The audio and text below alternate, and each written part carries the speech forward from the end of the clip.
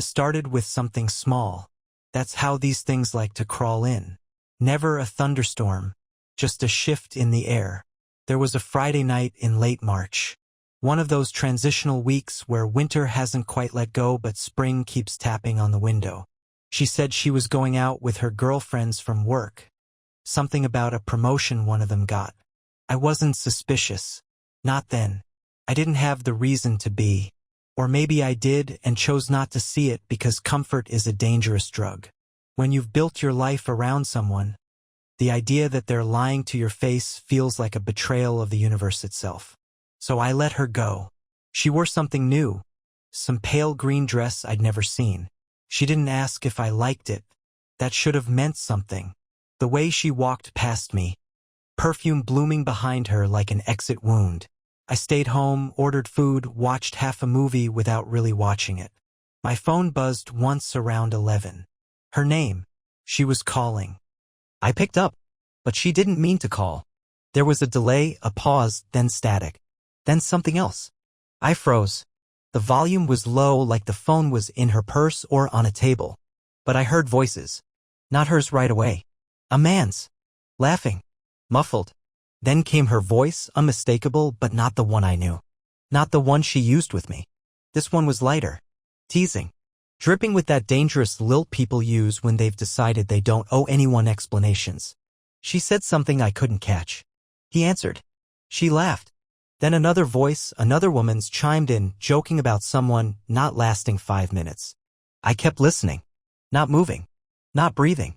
And then, clear as day, she asked him if he still had the keys to the hotel room. My heart stopped. Not slowed, stopped. The silence inside me was louder than the voices on the phone. I should have hung up. I didn't. She whispered something about sneaking away. Then the call cut out. It was only 2 minutes and 18 seconds long. But I sat there, staring at the dark screen the way someone stares at a crash they saw coming too late to swerve. She didn't call back. I didn't sleep. At 1:23 a.m. she texted. Heading home. Hope you're asleep. Love you. I stared at that message like it came from someone else entirely. At 2:06 I heard the key turn in the front door. I was in bed, lights off, back turned, pretending to be unconscious. She moved quietly, too quietly. Not like someone tipsy from a fun night. Like someone rehearsing silence. She slipped into bed without touching me.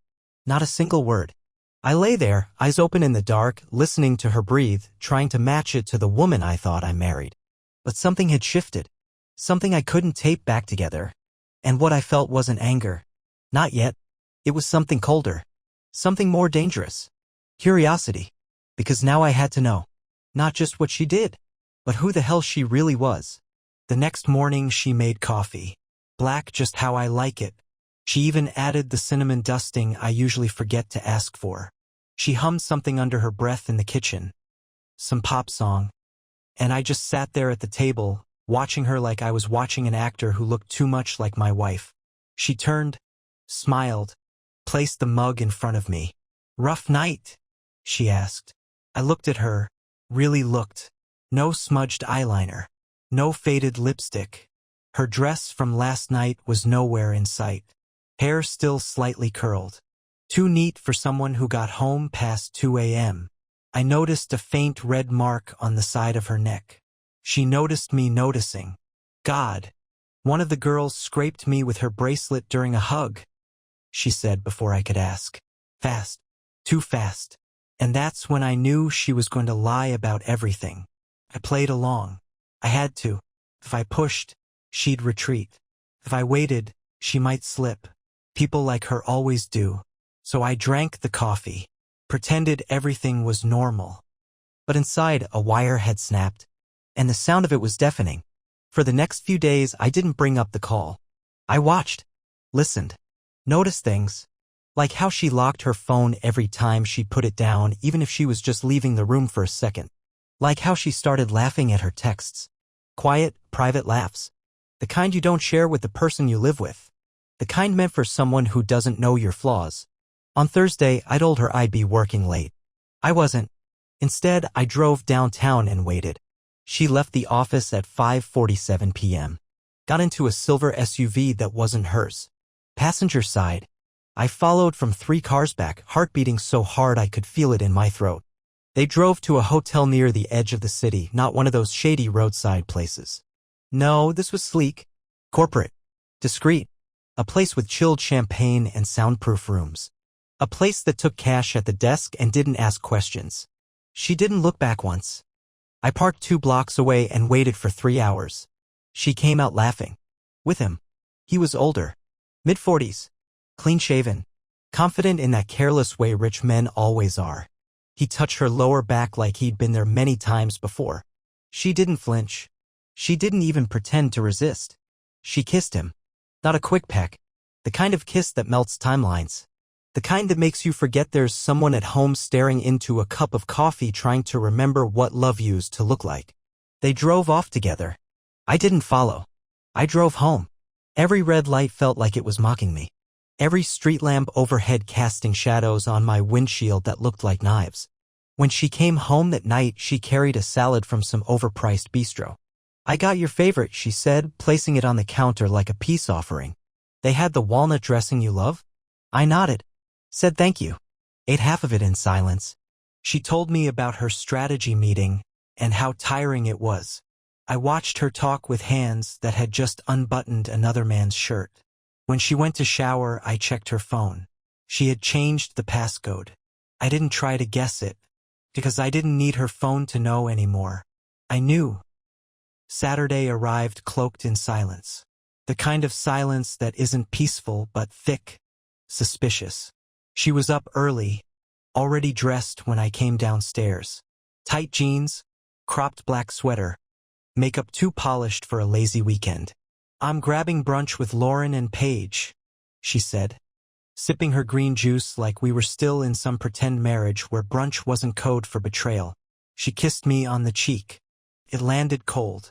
She was halfway down the driveway when I pulled my phone out, opened the voice recorder app, and turned on the tracker I'd installed in her car a week ago. No shame. No hesitation. You stop feeling guilty once you've heard your wife whispering to someone else about keys to a hotel room. I watched the little dot on the map glide away from our street and veer east. Not west. Not where Lauren lived. Not where Paige worked. I followed from my laptop like it was a game. She stopped 23 minutes later at the same hotel I'd seen her at 3 nights before. The one with the nice lobby and the better lies. I sat with my coffee for exactly 12 minutes before deciding I couldn't just watch anymore. I drove. This time, I didn't park blocks away. I walked right into the lobby like I belonged there. Nodded at the receptionist. She didn't blink. Probably used to this. I sat on one of those sterile couches, scrolling my phone like I was waiting for a meeting. I didn't know what I was expecting, maybe her walking out hand in hand again, maybe a glimpse through a hallway. But what happened next? I wasn't ready for that. Because her phone called me again. Another accidental call. The universe throwing me another cursed gift. I answered instantly. It wasn't static this time. It was her voice, clear and real. She was arguing. With him. I told you I'd handle it, she snapped. You said he was clueless. He is. He bought the salad. He kissed me goodnight. He has no idea. My chest tightened. I should have ended the call. But I needed to know more. Needed to see the whole monster, not just its teeth. Then his voice came through, calm, smug. And what about next month? Or are we just going to keep sneaking around like high schoolers? A pause. Then her voice again, quieter now. Deadlier. Let me get through his birthday. After that, we figure it out. Silence. Then the call dropped. I sat in that hotel lobby for a full minute, the sound of blood rushing in my ears louder than anything else around me. She was planning the exit.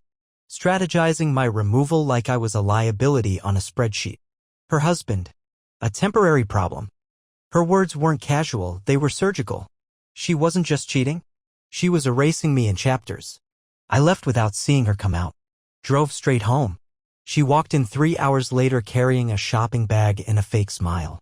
You won't believe how long the wait was. I looked at her, not blinking. Not smiling. Then I said it. You accidentally called me again. And watched her whole face change. She froze. It was brief, just a flicker, but it was real. The twitch in her eye, the slight intake of breath, the half-step back like she just walked into a room that wasn't supposed to be hers. Then came the cover. What are you talking about? She said, eyebrows raised, voice laced with irritation like I was the one misbehaving. I didn't call you. Her tone was so casual it could have passed for boredom. She dropped the shopping bag on the kitchen island like we were in the middle of some harmless domestic disagreement. Like the air between us wasn't pulsing with venom. Yes, I said quietly, calmly. You did. Again. Today. She scoffed, turned to open the fridge, like my words didn't deserve eye contact. Well, I didn't. Maybe your phone glitched. I let the silence sit for a moment, let her bask in her own lie. Then I dropped my phone on the counter and pressed play. The recording filled the kitchen instantly. Her voice, unmistakable, sharp and fast, laced with frustration and secrets. I told you I'd handle it. He is. He bought the salad. He kissed me goodnight. He has no idea. She didn't move. Not a blink. Not a breath. And then she laughed. Not a nervous laugh. A dismissive one. A scoffing, bitter sound like I was the one being ridiculous. You're spying on me now? She said, turning with her arms crossed, voice rising with fake offense. You're recording me? Jesus. Paranoid much. She wasn't sorry. She wasn't scared. She was offended. Me, the husband she had just lied to for weeks, maybe longer. I was the problem now? You called me, I said again, stepping forward. You called me and I heard everything. The hotel. Him. The way you talked about me. The way you made plans like I'm just something to schedule around. And that's when she snapped. Oh my God, Ryan. It's not what you think, no. It's exactly what I think. She stepped closer, too close, trying to regain control. You're being dramatic. This isn't some affair, okay? We had some drinks. It was flirting. That's all. You've been so distant lately, there it was. The shift. Flip the blame. Create the fog. You kissed him, I said. Silence. You told him I had no idea. That you'd handle me. That you needed to wait until after my birthday to figure it out. So what's the plan, huh? Poison my cake? Serve me divorce papers between the candles and the gift wrap? She stepped back, jaw clenched. I didn't want to hurt you, she said finally. That sentence, that filthy, polished excuse, set something off in me. I didn't yell. I didn't throw anything. I just stared at her like she was something I didn't recognize. Something from a bad dream that followed me into the day. You already did. She looked down and for a second I thought I saw regret. But no. It wasn't regret. It was calculation. She was thinking. Pivoting. Realigning her next lie. So what now? She asked flatly. You tell me, I said. You're the one with the calendar. She didn't answer. She walked past me, picked up her bag, and left the house. No apology. No tears. No explanation. Just silence and the sound of the door shutting behind her like a final word. She didn't come back that night. I didn't text. I didn't call. I sat in the quiet and let the weight of it all settle in like dust after a building collapses. It wasn't grief, not yet. It was something more specific, like standing in a house you built with your bare hands, only to realize someone else has been living in it behind your back, moving your things, replacing your photographs, rewriting your name on the lease. I barely slept, and when I did, it wasn't rest. Just flashes of her face, warped and flickering, like memories viewed through water. By morning, my stomach was an iron knot, my head pounding. At 8:17 a.m., she finally texted. I need time to think. Please don't make this harder. I stared at that message like it was written by a stranger. Think? She needed time to think? After she betrayed me, lied to my face, mocked me to someone else in a hotel room like I was disposable. I was the one making this harder? I didn't reply. Not right away. Instead, I drove. No destination.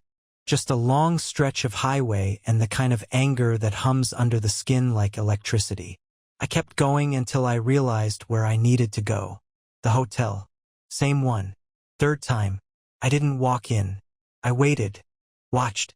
And by some cruel twist of fate, or maybe because the universe has a sick sense of humor, I saw him. The man. Getting out of his car. Walking toward the lobby like it was any other Tuesday. Relaxed. Confident, like he hadn't just helped torch a marriage. I got out of my car. Not to fight. I wasn't that stupid. But I needed a closer look. I needed to see him, this smug specter my wife had handed our life to like it was a cheap spare. He noticed me. He hesitated, half turning as he reached the glass doors. His expression shifted just slightly, not guilt, not even fear, recognition. He knew who I was. Of course he did. She must have described me, maybe even shown him a photo. The man whose life they were rearranging behind his back. The husband they'd reduced to a scheduling conflict. I didn't say anything, just stared, and he smiled, a thin, calculated smirk, then turned and disappeared inside. That smile stayed with me the entire drive back. Not because of what it meant, but because of what it confirmed. She hadn't stumbled. She hadn't been confused. She hadn't made a mistake. This was planned, built, structured, and she had help. When I got home, I finally replied to her message. Take all the time you want, but know this, every lie, every detail, every minute of it. I'm unraveling it now. An hour later, she called. Not accidentally this time. I let it ring once, twice, then answered calmly. Don't do anything stupid, she said immediately. Her voice was clipped, sharp, not worried, controlling. Too late, I said, and hung up, because that was the moment I made a decision. No more passiveness. No more waiting for her to decide what part of my life I could keep. She'd started a game. She thought she was good at it. She hadn't seen me play yet. The next 3 days I went quiet. Not because I was numb, far from it. Silence is underestimated. It's not weakness. It's calculation. And I needed every second to pull together what I now knew was mine. The truth. Not the broken, bruised version she'd be willing to admit under pressure, but the full thing. The whole filthy architecture of the lie she had built around me. I wasn't going to ask for her honesty. I was going to take it.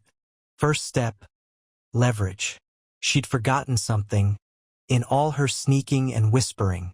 Something small, stupid, and purely hers. A second email account. Years ago, she'd used it to register for subscription boxes, makeup trials, wine clubs, nonsense. It was still logged in on an old shared tablet we both forgot we owned, collecting dust in a drawer under the TV. I found it on Thursday night, and what I found inside, not just receipts, calendar invites, hotel confirmations, screenshots, photos, none of them of her with him directly. She was smarter than that. But I wasn't looking for the obvious. I was looking for the gaps, the details, the timestamps that didn't match the stories she told.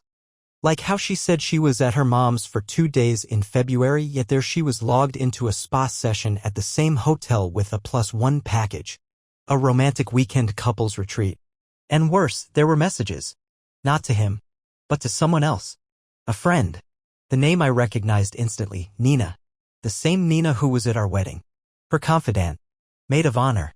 The one I thought liked me. Hell, I'd invited her to our house a dozen times, grilled food while she sipped wine and laughed at my jokes.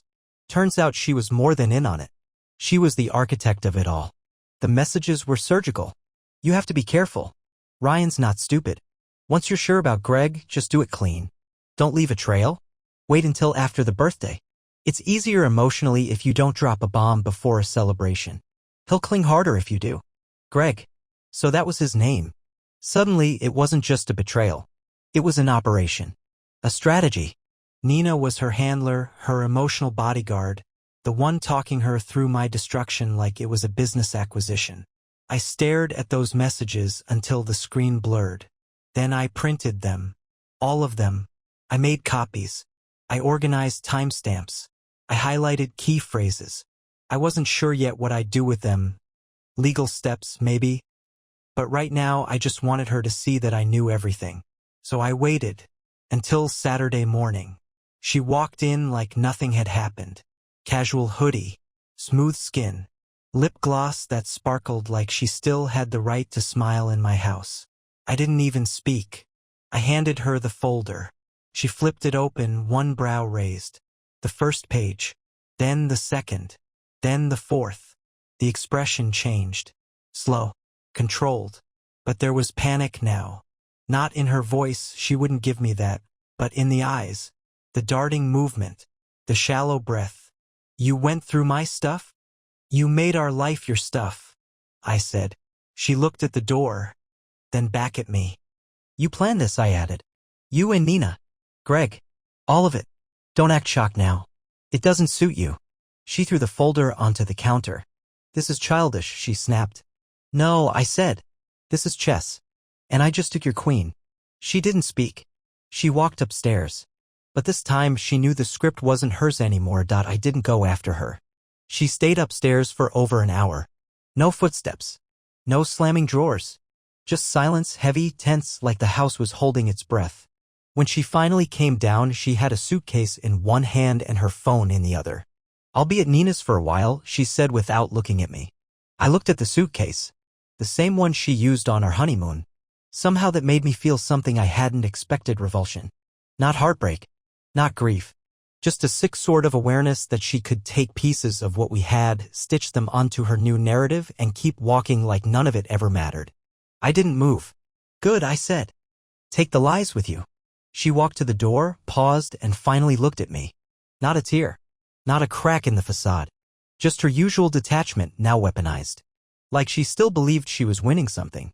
Whatever you think you're doing with those emails and the screenshots, it won't change anything, she said. I smiled for the first time in days. Not because I was happy, but because I had something she didn't know I had yet. Oh, I know. That's why I sent them to Greg. The words hit her like a brick wall. She stopped mid-step, body tensing in slow motion. You're lying. Nope, I said, walking past her and opening the door for her like a host welcoming someone into a burning building.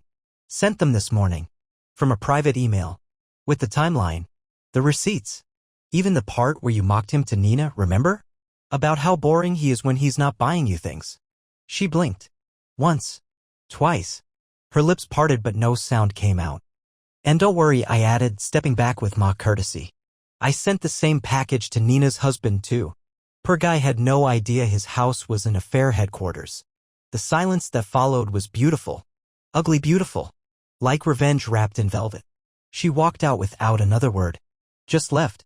And for a full 20 minutes I stood in the hallway staring at the closed door, trying to process the quiet. No footsteps upstairs. No clinking coffee mugs. No smell of her perfume haunting the air like a memory. Just gone. And then came the messages. From Greg. From a number I didn't recognize. Who the hell are you? Did you send this to my work email?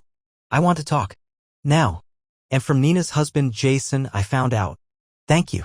I had no idea. None. I owe you. I didn't respond to Greg. Let him sit in it. Let him ask her how I got his name. Let her explain how much of their dirty story I'd collected. As for Jason? I sent one line, you deserve better. We both did. The chessboard was flipped now. Not just mine.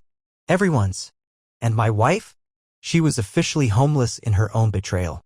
But I wasn't finished. There was one more move to make. Sunday morning arrived soaked in tension, but I wasn't drowning anymore, I was floating in it. Controlled. Cold. Focused. I spent the early hours cleaning the house. Not because I needed it tidy, but because I wanted every trace of her gone. Every perfume bottle. Every forgotten cardigan. Every framed photo where we smiled like actors at a press junket. I boxed it all, every lie disguised as decor, and left it on the porch with a note. You can collect the past between 3 and 5 p.m. After that, it becomes the future's problem. I didn't sign it. At 2:42, a sleek black car rolled up. Not hers. Nina stepped out. She had sunglasses on like this was some performance. Like the betrayal wasn't real if she couldn't see it. She walked to the boxes and looked at the note. Her face didn't change. But I saw it, the tightening of her jaw. The twitch of her fingers as she picked up a box labeled bathroom, hers. She rang the doorbell. I opened it. Classy, she said. You'd know. She smiled. But it cracked a little. Look, I'm not here to fight good, I cut her off. Because you'd lose. She exhaled sharply, glancing back at the car, then back to me. You have no idea how hard she's been trying, don't. She stopped. Don't rewrite the story now. She wasn't trying. She was auditioning for a new role. One where I get written out halfway through. Nina opened her mouth, then closed it. She planned this with you, I added, voice steady. You helped her hollow this house out while I was still inside it. So don't stand on my porch pretending like this is some sad little tragedy where you're the misunderstood best friend. Silence. Then she said something that actually surprised me. She was going to tell you, Nina said softly. On your birthday. She just didn't know how. She knew how, I said. She just didn't care enough. She left without another word. Good. Because I was done entertaining side characters in the circus. At 6:13 p.m. a different car pulled up. It was her. No suitcase. No makeup. Just a gray hoodie, sunglasses, hair tied up in the laziest bun I'd ever seen on her. She stood at the end of the walkway like she didn't recognize the house anymore. I didn't open the door. She didn't walk forward. Instead, she pulled out her phone. A message pinged in. Can we talk? Please. One conversation. I stared at it for a moment, then typed back, no. There were conversations before you needed to lie. You skipped all of them. She didn't reply. Just stood there, staring at the house for another minute. Then she got back in the car and drove away. And in that moment I felt something wild. Relief. Not because she was gone, but because I finally knew who she really was. Not the girl I married. Not the person I tried to fight for. Just a woman with a mouthful of sweet words and a pocket full of matches. She lit the fire. And I let it burn. By Monday morning I had slept. Really slept for the first time in what felt like years. No dreams.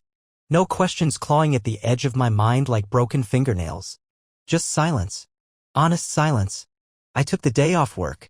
Not because I was mourning, because I was building. Not revenge. Not bitterness. Just reconstruction. The old life? Torn down. The new one? Still raw, but mine. Fully mine. At noon, Greg finally showed up. Not metaphorically. He physically showed up at my house. He didn't knock at first. Just stood on the curb like he wasn't sure if he was the villain or the idiot. Spoiler, he was both. He was dressed like he came from a business lunch, button-up, blazer, no tie. Hair slicked back in that careful, rich man who hates effort way. I watched from the living room window, phone already recording, just in case. Then the knock came. I opened the door. Didn't say a word. He cleared his throat. Listen, I didn't come here to fight. You don't get to decide what you came here for, I replied. His face twitched. I didn't know, at first, that she was married. I raised an eyebrow. So you're stupid and immoral. Got it. She told me you were distant, uninterested, practically separated. She said you slept in different rooms. I laughed. Not loudly. Just enough for him to hear the weight of it. Do you always believe every woman who tells you she's a victim when she's unbuttoning your shirt? He didn't answer that. Instead, he reached into his coat and pulled out an envelope. She's staying at my place, he said. But it's not what she thought it would be. I didn't take the envelope. What is it? I asked. Everything, he said. Printouts, messages, screenshots. From her. From Nina. I thought you should have it. I didn't respond. Just stood there while he held it out like a peace offering that had long since expired. Eventually, I took it. Why now? I asked. He looked at the ground, then back at me. Because I didn't realize I was just the next disposable one. There it was. His version of betrayal. The moment his illusion cracked. She's already started pulling away from you, hasn't she? I said. He nodded. Once. She gets bored fast, I added. Another nod. Now you know what it's like. Greg looked like he wanted to apologize. Maybe he even thought he did. But I didn't care. Not anymore. Whatever debt he owed me was his burden to carry. Mine was already packed and shipped. Leave it, I said. And go. He placed the envelope on the porch, turned, and walked back to his car. No final words. No fake redemption arc. I didn't watch him leave. I just closed the door. The envelope sat there for a while. I let it soak in the weight of what it carried. When I finally opened it, I didn't flinch. Just read. Absorbed. Organized. She had lied to him, too. Promised to ease out of her marriage slowly. Said I was controlling. Said I was emotionally manipulative. Said she feared I might hurt myself if she left too fast. Every lie a chisel. Every message another nail. She was building a version of me that never existed, just to justify walking barefoot through the wreckage she created. But here's the part that mattered most. She had told Nina that she never loved either of us. Not me. Not Greg. We were steps, resources, distractions until the next thing came along. She called it survival. I called it something else. Destruction with lipstick on it. And now that I knew all of it, every piece, I felt no need to respond. No anger left to spend. She wanted a clean slate. So did I. But mine would be real. The final morning came without a ceremony. No text. No knock at the door. Just the soft hum of my coffee machine and the stillness of a house no longer split between truth and theater. The boxes were gone. Her perfume, her framed quote on the hallway wall about forever and always, the laugh she used like armor, it had all evaporated. What remained was space. Honest, unfiltered, painful space. The pain, I was learning, isn't always the enemy.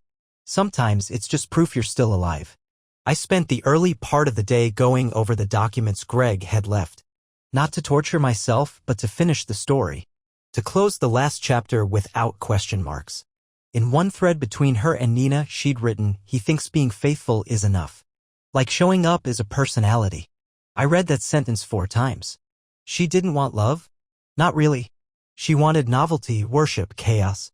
Something to distract her from herself, from the rotting truth she couldn't face in the mirror. And the more I read, the clearer it became, none of this had ever been about me. I was a stage. She was just tired of her performance. By late afternoon, I stood in what used to be her bedroom. Now just mine. The closet half full. Her side of the bed untouched. That silence again, but this time it wasn't a threat. It was a clean slate. I opened the window, let in the spring air. A subtle breeze carried in the scent of something new, distant barbecues, wet grass, faint laughter from a neighbor's yard. Life was still moving. Unbothered by my disaster. I took my wedding ring off and held it between 2 fingers. Not angry. Not ceremonious. Just still. And then I placed it in the drawer of the nightstand. Not because I was clinging, but because one day I'll want to remember the warning signs. The feel of it. The weight. The lesson. I didn't throw it away. I wasn't trying to forget. At 6:14 p.m. she texted one last time. "Are you okay?" I stared at the message. Not because I needed to answer, but because the question was so absurdly small. Okay? I had been dismantled. Broken open. Rebuilt. I typed my reply slowly. "I'm better than okay. I'm free. You don't have access to me anymore." Then I blocked the number. Not out of spite. Not out of anger. But because the chapter was over. Because she didn't get a voice in my story anymore. I walked outside, breathed in deep. The sky was turning orange. Not metaphorically, just honestly. The world didn't care that my life had imploded.